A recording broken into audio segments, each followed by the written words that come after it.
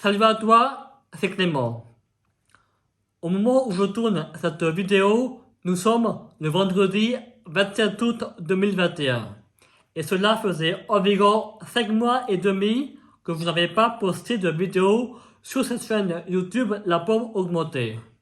Durant cette longue pause, j'ai réfléchi à la manière dont je pourrais améliorer le contenu de cette chaîne YouTube et je t'annoncerai les nouveautés que je mettrai en place sur cette chaîne dans les prochains mois dans une vidéo que je posterai ce mois de septembre 2021.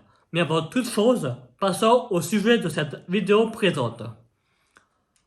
En janvier 2021, j'ai posté une vidéo qui s'appelle Technologie émergente, les produits Apple prévus pour 2021 et 2022.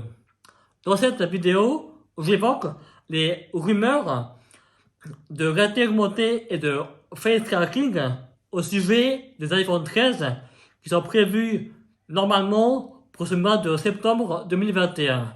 Cependant, depuis janvier 2021, des nouvelles rumeurs ont émergé contredisant certaines qui datent de janvier 2021 ou de plus tôt. Donc, quelles sont les nouveautés à attendre sur les iPhone 13 au sujet du face tracking, de la vidéo et de la réalité augmentée? C'est ce que nous allons voir dans cette vidéo.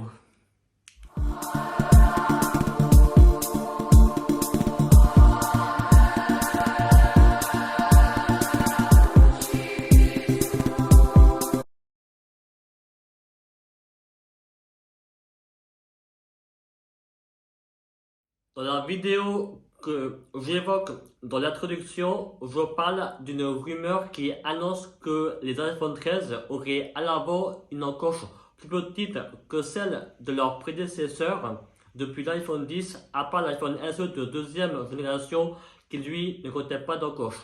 Et effectivement, la plupart des sources d'informations spécialisées plus ou moins en technologie s'accordent sur le fait depuis janvier 2021, voire plus tôt, que les iPhone 13 auraient bien une encoche plus petite à l'avant. Cela serait possible en déplaçant le haut-parleur de la bordure supérieure des iPhone 13 et en réduisant l'espace entre les capteurs dédiés à la reconnaissance faciale 3D d'Apple nommé Face ID.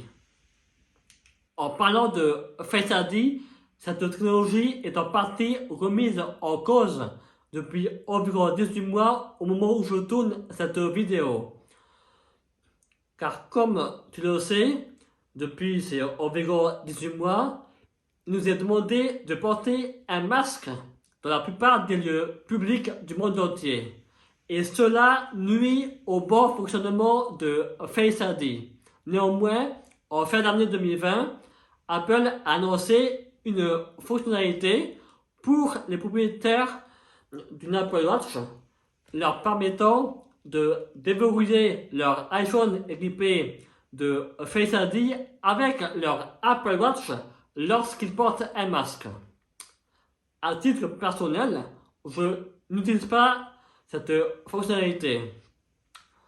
La raison est simple, bien que je tourne cette vidéo avec un iPhone 12 Pro Max qui est équipé de Face ID, cet iPhone n'est pas mon téléphone personnel actuel. Pour le moment, mon téléphone personnel, pendant encore quelques mois, est un iPhone SE de première génération que je possède depuis plusieurs années. Et cet iPhone SE de première génération est équipé du lecteur d'empreinte digitale Touch ID. Au moment où je tourne cette vidéo, l'iPhone le plus récent équipé de Touch ID est l'iPhone SE de deuxième génération qui est un iPhone d'entrée de gamme. Depuis plusieurs années, il n'y a plus d'iPhone haut de gamme équipé de Touch ID. Justement, une rumeur récurrente depuis plusieurs années annonce qu'Apple intégrerait Touch ID sous l'écran des iPhones haut de gamme. En l'occurrence, sous l'écran des iPhone 13 pour cette année 2021. Néanmoins, il y a quelques jours de cela, Mark Gurman du site Bloomberg annoncé par le biais de ses sources qu'Apple aurait bien testé des prototypes d'iPhone 13 avec Touch ID sous l'écran. Néanmoins, il ne serait pas satisfait des résultats, ce qui fait qu'il aurait reporté cette fonction pour les iPhone 14 de 2022. Mais en ce 27 août 2021, nous ne savons pas si Apple intégrera quand même Touch ID dans le bouton d'allumage des iPhone 13 à l'image de l'iPad Air de 4e génération. Malgré l'absence de Touch ID à bord des iPhone 13, il serait quand même possible de les déverrouiller en quelque sorte avec Face ID en portant un masque et sans Apple Watch. Je dis en quelque sorte, car en effet, selon John Prosser, qui est le propriétaire du site web et de la chaîne YouTube américaine Front Page Tech, Apple serait en train de tester des prototypes d'une coque compatible avec les iPhone 13. Et cette coque serait équipée d'un système Face ID différent de celui des iPhones équipés de Face ID actuellement. C'est-à-dire que lorsque les propriétaires porteront un masque avec leur iPhone 13, celui-ci, avec cette coque, serait quand même possible d'être déverrouillé parce que le système Face ID de cette coque intelligente ne prendrait pas en compte la partie basse du visage du propriétaire lorsqu'il détectera que son propriétaire porte un masque. Cela serait possible aussi lorsque ce propriétaire d'un iPhone 13 et de cette coque Face ID porte des lunettes de vue. Parce que tu le sais peut-être, cette situation sanitaire n'est pas faite pour durer pendant plusieurs années et le port du masque ne sera plus obligatoire à un moment donné. Ce qui fait que pour maintenir l'utilité de cette coque Face ID, au-delà de cette situation sanitaire, il y a besoin de trouver une alternative. Et cette alternative est justement le fait de pouvoir déverrouiller son iPhone avec Face ID et cette coque en portant des lunettes de vue, voire peut-être de soleil, qui sait. Et justement, pour finir cette partie sur le face tracking des iPhone 13. Je t'ai parlé tout à l'heure de la fonction qu'Apple a annoncée en fin d'année 2020, permettant aux propriétaires d'un iPhone équipé de Face ID et d'une Apple Watch de déverrouiller leur iPhone avec leur Apple Watch et lorsqu'ils portent un masque. Une fois cette situation sanitaire passée, je me pose une question. Est-ce qu'Apple permettra à ses propriétaires d'un iPhone équipé de Face ID et d'une Apple Watch de déverrouiller leur iPhone lorsqu'ils porteront des lunettes de vue ou de soleil? Qu'est-ce que tu en penses? J'aimerais savoir si tu en as envie, ton avis dans les commentaires.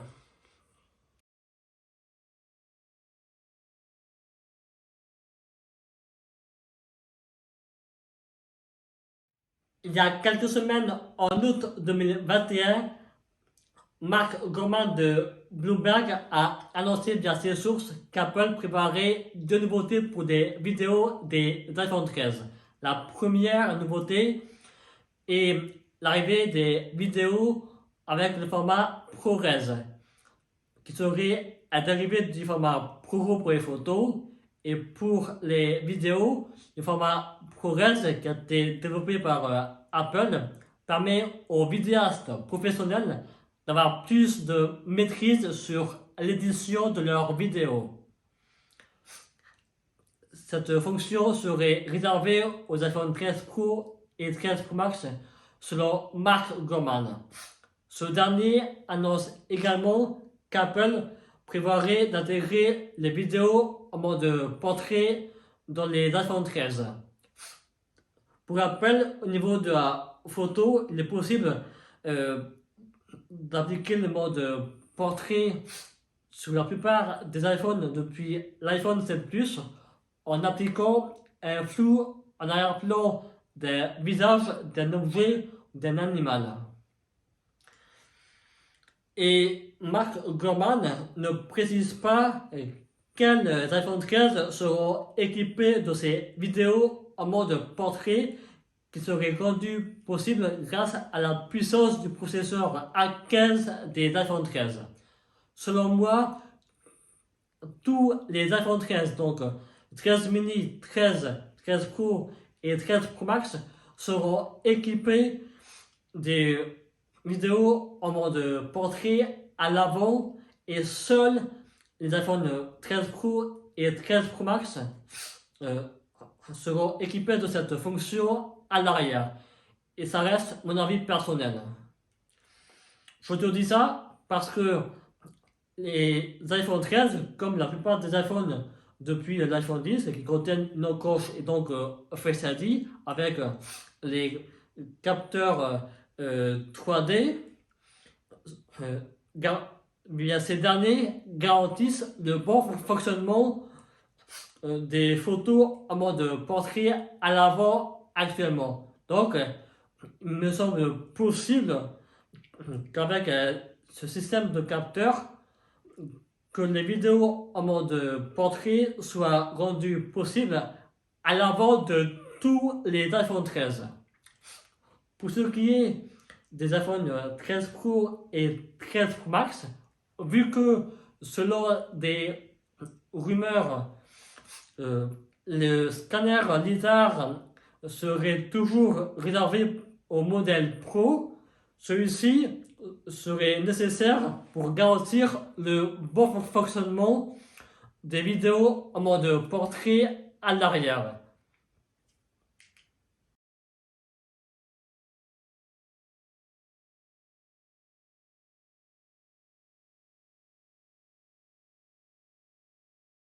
En parlant du scanner LiDAR que j'évoque dans de nombreuses vidéos sur cette chaîne, ceci ne me permet pas uniquement d'améliorer les photos et les vidéos, mais également la réalité augmentée pour les appareils équipés à l'arrière de scanner LiDAR. Bien que seuls les iPhone 13 Pro et 13 Pro Max en seraient équipés cette année, les 13 mini et 13 ne seront pas en reste.